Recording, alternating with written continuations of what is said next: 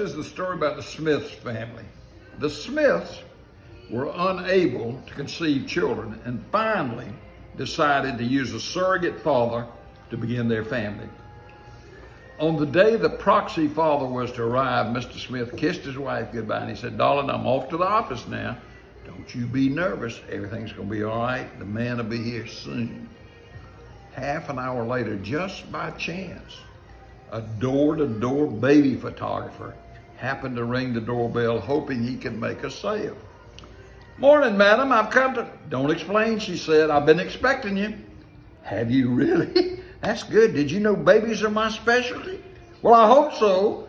That's what my husband and I have been hoping for. Come in and have a seat." After a moment, Ms. Smith blushed and said, "Where do we start?"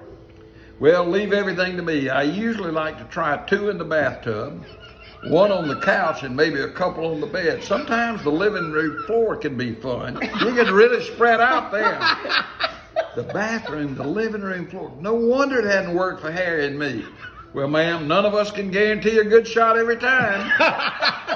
But if we try different positions and I shoot from 6 or 7 angles, I'm sure you'll be pleased with the result." "That sounds like an awful lot," she said. "Ma'am, in my line of work, I have to take my time. I'd love to be in and out in 5 minutes, but you'd be very disappointed with that." The photographer opened his briefcase and he pulled out a portfolio of baby pictures. "This was done on top of a bus." "Oh my God," she said. "And these twins turned out exceptionally well when you consider their mother was so difficult to work with." "She was difficult?" "Yeah, I'm afraid so. I finally had to take her to the park to get the job done right. People were crowding around us 4 or 5 deep to take a look." "My God, 4 or 5 deep," she said. "It took us 3 hours. The mother kept squealing and yelling. I could hardly concentrate, and when darkness came, I had to rush my shots.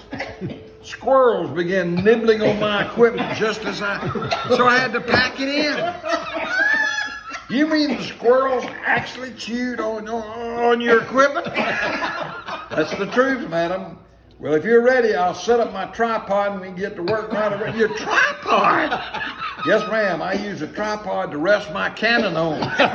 It is much too big to be held by hand." Miss Smith fainted.